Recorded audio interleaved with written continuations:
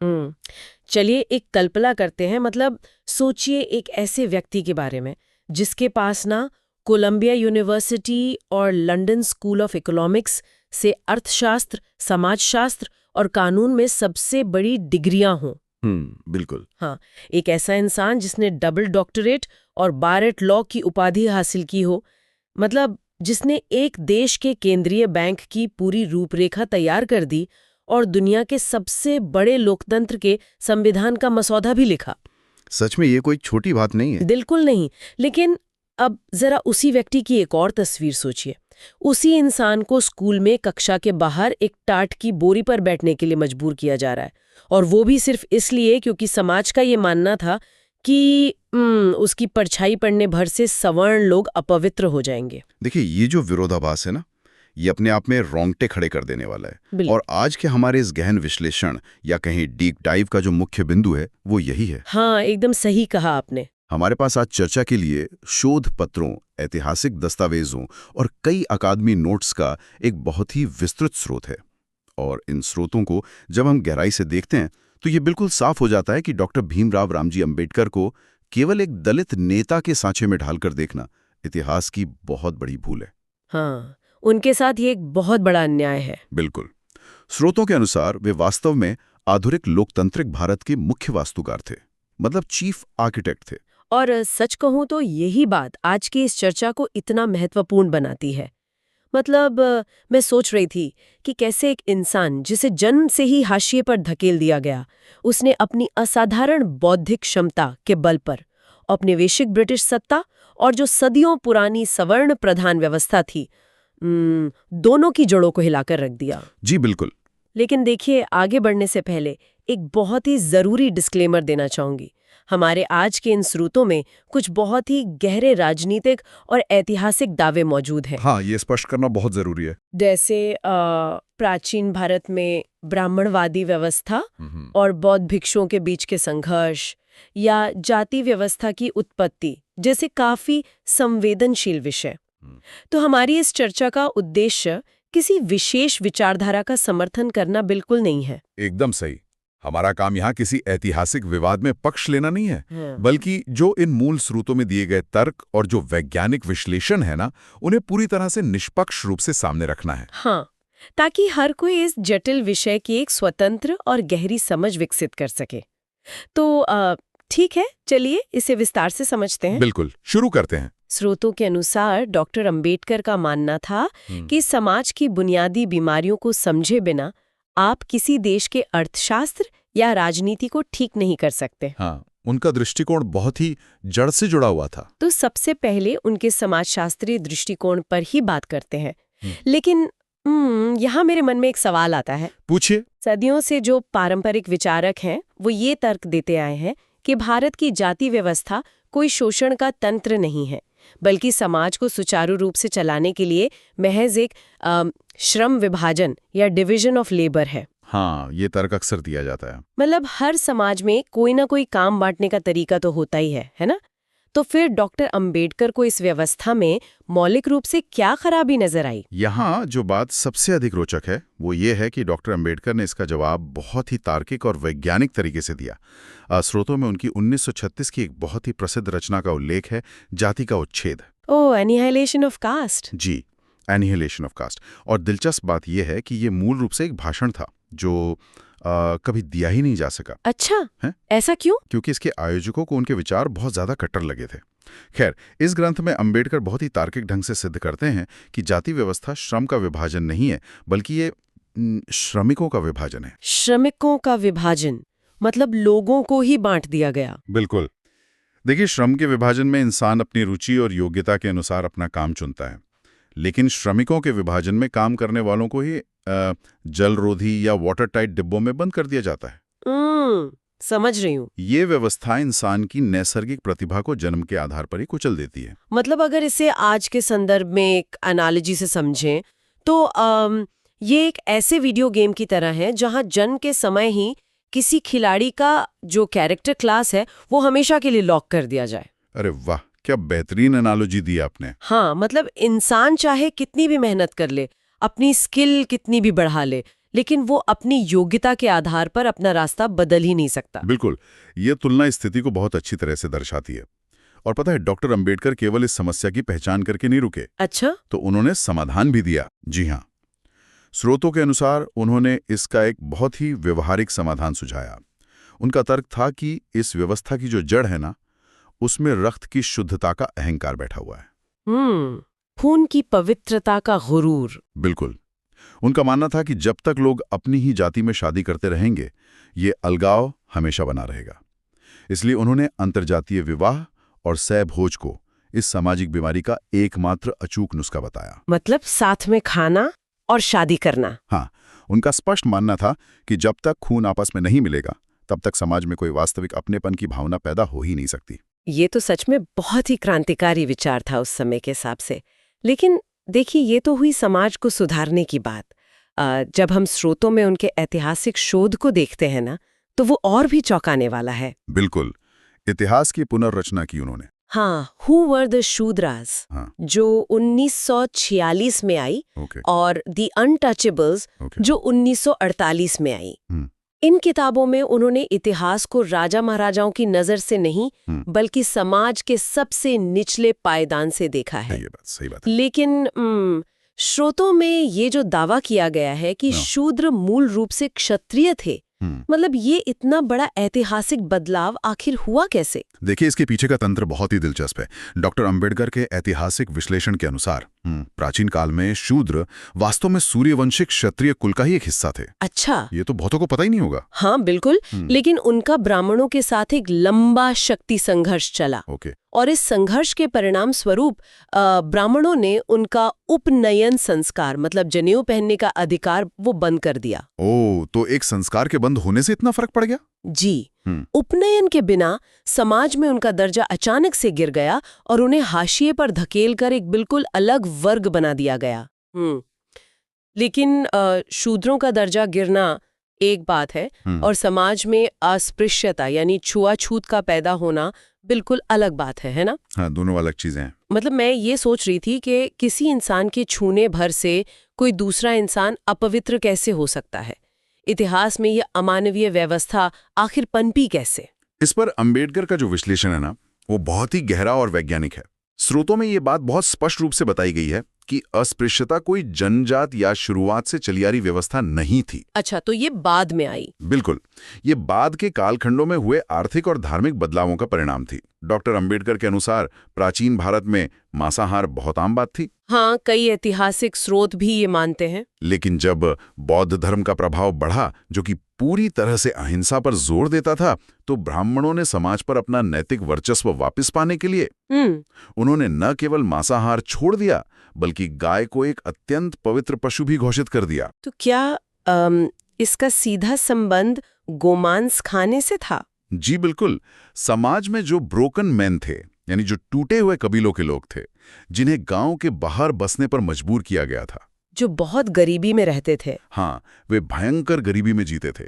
उनके पास मरे हुए जानवरों का मांस खाने के अलावा जीवित रहने का कोई दूसरा विकल्प ही नहीं था। मतलब ये उनकी मजबूरी थी। बिल्कुल। तो जब समाज का मुख्य वर्ग शाकाहारी हो गया और गाय को पवित्र मान लिया गया, तो जो लोग मजबूरी में मृत गायों का मांस खाते रहे, उन्हें बहुत ही भयंकर सामाजिक बहिष्कार का सामना करना पड़ा। बाप रे! और समय के साथ यही बहिष्कार एक धार्मिक और पवित्र व्यवस्था का रूप ले गया, और इसी से अस्पृश्यता का जन्म हुआ। ये तो मतलब इतिहास को देखने का हमारा पूरा नजरिया ही पलट देता है, एकदम अलग दृष्टिकोण। हाँ बिल्कुल। अब अगर हम इस बात को एक तार्किक सूत्र में पिरोएं, मतलब सोचिए, जब किसी देश की इतनी बड़ी आबादी को जन्म के आधार पर काम चुनने से रोक दिया जाता है और उन्हें समाज के हाशिए पर धकेल दिया जाता है, तो इसका सीधा नुकसान केवल मानवाधिकारों का नहीं होता। बिल्कुल नहीं, अर्थव्यवस्था पर भी असर पड़ता है। हाँ, इसका सीधा असर देश के सकल घरेलू उत्पाद यानी जीडीपी पर भी होता है। और यही सूत्र हमें डॉक्टर अंबेडकर के उस स्वरूप की ओर ले जाता है जिस पर शायद सबसे कम चर्चा होती है। आप उनके आर्थिक विजन की बात कर रही हैं ना? बिल्कुल, एक दूरदर्शी अर्थशास्त्री के रूप में उनका जो योगदान है। अगर हम इसे व्यापक संदर्भ से जोड़कर देखें ना, तो सच में ये हैरान करने वाला है। उनके पास अर्थशास्त्र की जो समझ थी, वो उस समय के गिने चुने लोगों के पास ही थी। ये सचमुच अद्भुत संयोजन है। मतलब जो इंसान समाज की कुरीतियों से लड़ रहा है, वही इंसान अर्थव्यवस्था की इतनी गहरी जटिलताओं को भी सुलझा रहा है। बिल्कुल। स्रोतों में उनके 1918 के एक शोध पत्र का जिक्र है, small holdings in India and their remedies. इसमें खेतों के अत्यधिक खंडित होने की समस्या पर बात की गई है। हाँ, जो जमीन का बंटवारा होता है। जी, मुझे तो इसे पढ़कर ऐसा लगा जैसे उत्तराधिकार के नियमों के कारण एक छोटे से पिज़्ज़ा को इतने टुकड़ों में बांट दिया गया हो कि उससे किसी का भी पेट ही ना भर सके। हाँ हाँ, सही कहा। मतलब खेत इतने छोटे हो गए हैं कि उन पर खेती करना आर्थिक रूप से घाटे का सौदा बन गया है। आपकी ये जो एनोलॉजी है ना पिज़्ज़ा वाली, ये बहुत काम की है। लेकिन डॉक्टर अंबेडकर ने इस पिज़्ज़ा वाले उदाहरण में एक और गहरी बात जोड़ी थी। अच्छा, वो क्या? उन्होंने कहा कि समस्या केवल पिज़्ज़ा के टुकड़ों के छोटे होने की नहीं है। समस्या ये है कि जो रसोई है, यानी जो कृषि के उपकरण हैं, बैल हैं और जो मानव श्रम है, उसका पूरा इस्तेमाल ही नहीं हो पा रहा है। समझी। मतलब रिसोर्सेज वेस्ट हो रहे हैं। बिल्कुल। एक छोटे से खेत पर एक पूरा का पूरा परिवार लगा हुआ है, जबकि असल में वहां सिर्फ एक इंसान की जरूरत है। बाकी लोगों का जो श्रम है वो पूरी तरह से बर्बाद हो रहा है। तो फिर उन्होंने इस भारी बर्बादी को रोकने के लिए समाधान क्या दिया? क्योंकि केवल समस्या बताना तो काफी नहीं है। उन्होंने इसके दो बहुत ही स्पष्ट उपाय बताए। पहला, भारत को कृषि में सामूहिक खेती यानी कलेक्टिव फार्मिंग अपनानी चाहिए, जहां छोटे छोटे खेतों को मिलाकर बड़ा कर दिया जाए। हाँ, और राज्य उस जमीन का स्वामित्व रखे। और दूसरा, जो सबसे महत्वपूर्ण उपाय था, वो था तेजी से औद्योगिकरण, इंडस्ट्रियलाइजेशन। जी, उनका स्पष्ट मानना था कि जब तक हम अतिरिक्त ग्रामीण आबादी को खेतों से निकालकर उद्योगों में रोजगार नहीं देंगे, तब तक जमीन पर से ये भारी दबाव कभी कम नहीं होगा। और किसानी कभी भी लाभदायक नहीं बन पाएगी। सच में कितनी गहरी सोच थी उनकी। बिल्कुल। हाँ, जब हम स्रोतों में हिल्टन यंग कमीशन के सामने उनके साक्ष्यों के बारे में पढ़ते हैं तो सच में आंखें खुली की खुली रह जाती हैं। यहाँ मैं थोड़ा बैकग्राउंड देना चाहूंगा। लंदन स्कूल ऑफ इकोनॉमिक्स में उनकी डीएससी का विषय था रुपए की समस्या, उसकी उत्पत्ति और उसका समाधान। The problem of the rupee. हाँ, उस समय ब्रिटिश सरकार रुपए की जो विनिमय दर थी यानी एक्सचेंज रेट, उसको अपने फायदे के लिए तय कर रही थी, जिससे भारत का नुकसान हो रहा था। बिल्कुल। इससे भारत में महंगाई बढ़ रही थी और गरीब तबका बुरी तरह से पिस रहा था। तो डॉक्टर अंबेडकर ने हिल्टन यंग कमीशन के सामने तर्क दिया कि मुद्रास्फीति को रोकने के लिए एक स्वतंत्र केंद्रीय बैंक की आवश्यकता है, एक ऐसा बैंक जो सरकार के सीधे नियंत्रण में ना हो। अरे वाह! तो क्या ये वही विचार था जिसने अंततः रिजर्व बैंक ऑफ इंडिया का रूप लिया? जी बिल्कुल। उनके द्वारा प्रस्तुत किए गए जो दिशा निर्देश थे और जो आर्थिक तर्क थे, उन्हीं ने भारतीय रिजर्व बैंक की आधारशिला रखी है। ये तो सच में बहुत बड़ी बात है। और सिर्फ इतना ही नहीं, भारत जैसे विशाल देश में केंद्र और राज्यों के बीच वित्तीय संसाधनों का बंटवारा कैसे हो, इसके लिए जो आज वित्त आयोग या फाइनेंस कमीशन काम करता है ना, हाँ, फाइनेंस कमीशन, उसकी परिकल्पना भी उनके ही आर्थिक विमर्श से निकली है। खेतों की जमीनी सच्चाई से लेकर देश के सबसे बड़े बैंक के निर्माण तक उनका विजन सच में हर जगह दिखाई देता है। हाँ, उनका दायरा बहुत विशाल था। लेकिन यहाँ एक पेंच है। बेहतरीन आर्थिक और सामाजिक विचार तब तक किताबों में ही दबे रहते हैं जब तक कि उन्हें लागू करने के लिए राजनीतिक शक्ति और एक मजबूत कानूनी ढांचा ना हो। ये बात बिल्कुल 100% की है। और यहीं से डॉक्टर अंबेडकर की संविधान शिल्पी के रूप में भूमिका की शुरुआत होती है। देखिए, राजनीति के अखाड़े में कदम रखते ही उनका सामना 1932 के गोलमेज सम्मेलन और पूना पैक्ट जैसी बहुत ही जटिल ऐतिहासिक घटनाओं से होता है। हाँ, जो कि काफी विवादित भी रहा है इतिहास में। बिल्कुल। अगर हम स्रोतों का गहराई से और निष्पक्षता से विश्लेषण करें तो हम देखते हैं कि डॉक्टर अंबेडकर ने दलितों के लिए पृथक निर्वाचक मंडल यानी सेपरेट इलेक्टोरेट्स की मांग की थी। यहाँ थोड़ी स्पष्टता की जरूरत है श्रोताओं के लिए। पृथक निर्वाचक मंडल का असल मतलब क्या था और इसके कारण महात्मा गांधी के साथ उनका इतना बड़ा ऐतिहासिक टकराव क्यों हुआ? ये बहुत ही महत्वपूर्ण सवाल है। देखिए, पृथक निर्वाचक मंडल का सीधा सा मतलब ये था कि दलित क्षेत्रों में केवल दलित उम्मीदवार ही चुनाव लड़ेंगे और सबसे अहम बात, उन्हें वोट देने का अधिकार भी केवल दलित मतदाताओं को ही होगा। अच्छा, तो बाकी लोग वोट नहीं दे सकते थे? जी। डॉक्टर अंबेडकर का तर्क था कि अगर एक सामान्य चुनाव प्रणाली होती है तो उसमें बहुसंख्यक समाज के वोटों का प्रभाव बहुत अधिक होगा। हाँ, लॉजिकल है। तो ऐसे में जो दलित उम्मीदवार जीतेगा वो बहुसंख्यकों की कठपुतली बनकर रह जाएगा। वो कभी भी अपने समाज के वास्तविक हक के लिए मजबूती से आवाज नहीं उठा पाएगा। ये तर्क तो बहुत ही मजबूत है, लेकिन स्रोतों में बताया गया है कि महात्मा गांधी ने इस मांग के भारी विरोध में यरवदा जेल में आमरण अनशन शुरू कर दिया था। उनका तर्क क्या था? गांधी जी का नजरिया इस मुद्दे पर थोड़ा अलग था। वे मानते थे कि अगर दलितों को राजनीतिक रूप से एक बिल्कुल अलग वर्ग मान लिया गया तो हिंदू समाज हमेशा के लिए खंडित हो जाएगा। मतलब उन्हें समाज के टूटने का डर था? हाँ, उनका डर था कि अगर दलित मुख्य धारा से पूरी तरह कट गए तो बहुसंख्यक हिंदू समाज कभी भी अस्पृश्यता को खत्म करने की जो एक नैतिक जिम्मेदारी है वो महसूस ही नहीं करेगा। ये सच में भारत के इतिहास का एक बहुत ही नाजुक मोड़ था। बिल्कुल, और अंततः राष्ट्रहित और गांधी जी के प्राण बचाने के भारी दबाव में डॉक्टर अंबेडकर को 1932 में एक बहुत ही कड़वे समझौते पर हस्ताक्षर करने पड़े, जिसे हम पूना पैक्ट कहते हैं। जी, वही पूना पैक्ट। और इसके तहत पृथक चुनाव की मांग को छोड़ दिया गया और उसके बजाय आरक्षित सीटों का प्रावधान किया गया। हाँ, रिजर्व्ड कॉन्स्टिट्यूएंसीज, जहां उम्मीदवार तो दलित होगा लेकिन वोट हर कोई देगा। मतलब ये निर्णय उनके लिए कितना पीड़ादायक रहा होगा, इसका अंदाजा लगाना भी मुश्किल है। बिल्कुल, ये उनके लिए एक बहुत बड़ा समझौता था। लेकिन देखिए, यही राजनीतिक संघर्ष आगे चलकर 1947 में एक नया रूप लेता है, जब उन्हें स्वतंत्र भारत के संविधान की प्रारूप समिति यानी ड्राफ्टिंग कमेटी का अध्यक्ष बनाया जाता है। हाँ, वो उनके जीवन का सबसे बड़ा क्षण था। और वहां उन्होंने एक व्यक्ति, एक वोट, एक मूल्य का क्रांतिकारी सिद्धांत दिया। यहाँ बात सच में बहुत दिलचस्प हो जाती है। ये कुछ ऐसा है जैसे सबको स्टेडियम में मैच देखने का एक बराबर का टिकट दे दिया गया हो। वाह, स्टेडियम वाली एनोलॉजी। हाँ, मतलब अब चाहे कोई राजा हो या कोई गरीब किसान, सबकी टिकट की कीमत बिल्कुल बराबर है। कानूनी नजर में सब एक हैं। बिल्कुल, लेकिन यहाँ डॉक्टर अंबेडकर की वो स्पष्ट चेतावनी बहुत प्रासंगिक हो जाती है, जो हमें स्रोतों में कुमुखता से मिलती है। कौन सी चेतावनी? अगर हम आपके स्टेडियम वाले उदाहरण को ही आगे बढ़ाएं ना, तो अंबेडकर की चिंता ये थी कि लोगों को स्टेडियम के अंदर जाने का टिकट तो मिल गया है, लेकिन स्टेडियम के बाहर अभी भी वही पुरानी जाति व्यवस्था की पुलिस खड़ी है जो ये तय कर रही है कि कौन अंदर जाएगा और कौन नहीं। अरे बाप रे! यानी कानूनी तौर पर बराबरी मिलने के बावजूद जो सामाजिक जमीन है उस पर अभी भी भारी गैर बराबरी मौजूद है। एकदम सही। डॉक्टर अंबेडकर ने साफ कहा था कि अगर सामाजिक और आर्थिक लोकतंत्र नहीं है तो ये जो राजनीतिक लोकतंत्र है ना, ये केवल एक छलावा है, एक भ्रम है। लेकिन इस पुराने सामाजिक ढांचे को बदला कैसे जाए?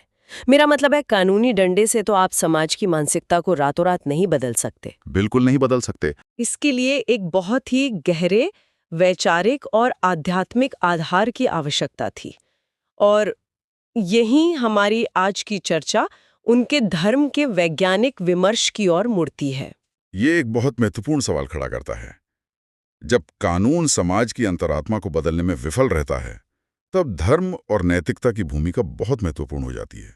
लेकिन यहाँ मुझे ना एक बहुत बड़ा विरोधाभास नजर आता है। कैसा विरोधाभास?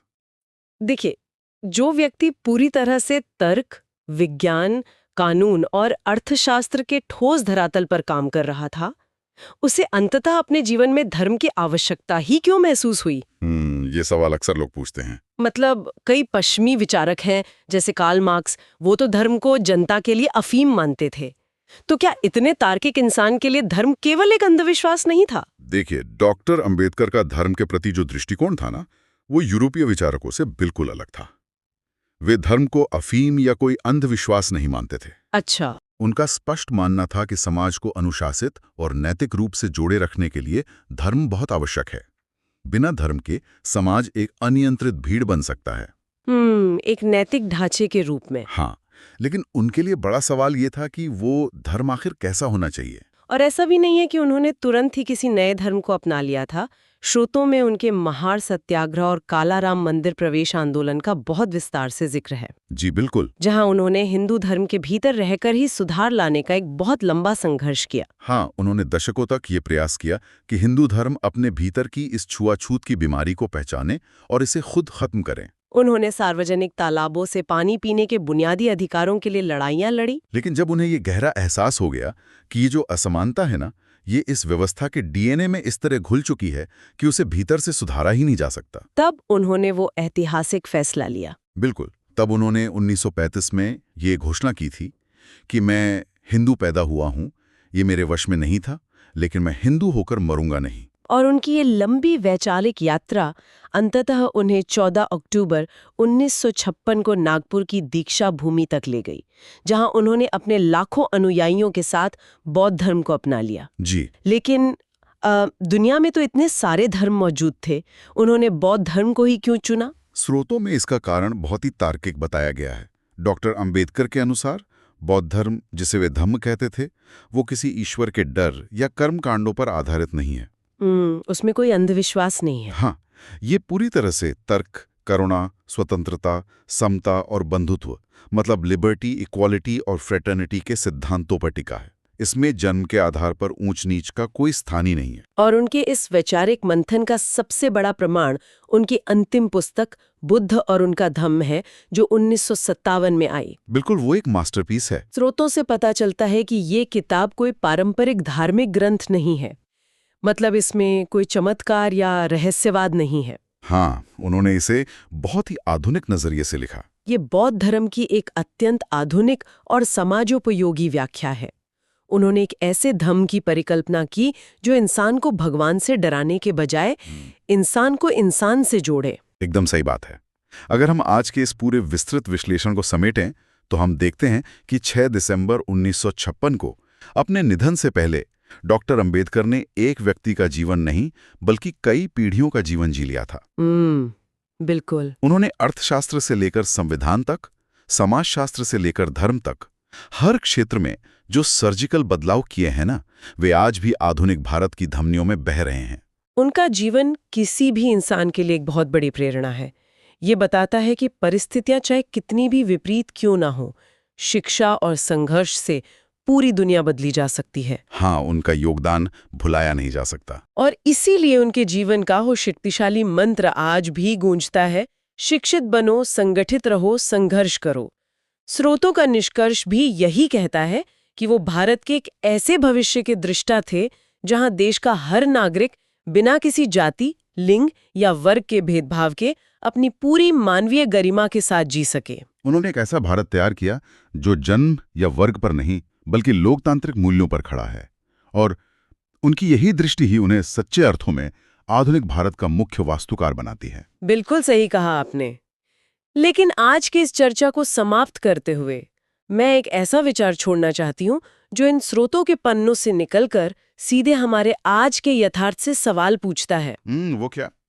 देखिए, डॉक्टर अंबेडकर ने संविधान सौंपते हुए बहुत स्पष्ट रूप से चेतावनी दी थी कि सामाजिक और आर्थिक समानता के बिना ये राजनीतिक लोकतंत्र ताश के पत्तों की तरह ढह सकता है। जी बिल्कुल। तो आज जब हम सार्वभौमिक मताधिकार या कहें राइट टू वोट का जश्न मनाते हैं, तो हमें एक पल रुककर ये सोचना चाहिए, क्या हम सचमुच उस सामाजिक और आर्थिक लोकतंत्र के लक्ष्य तक पहुंच पाए हैं?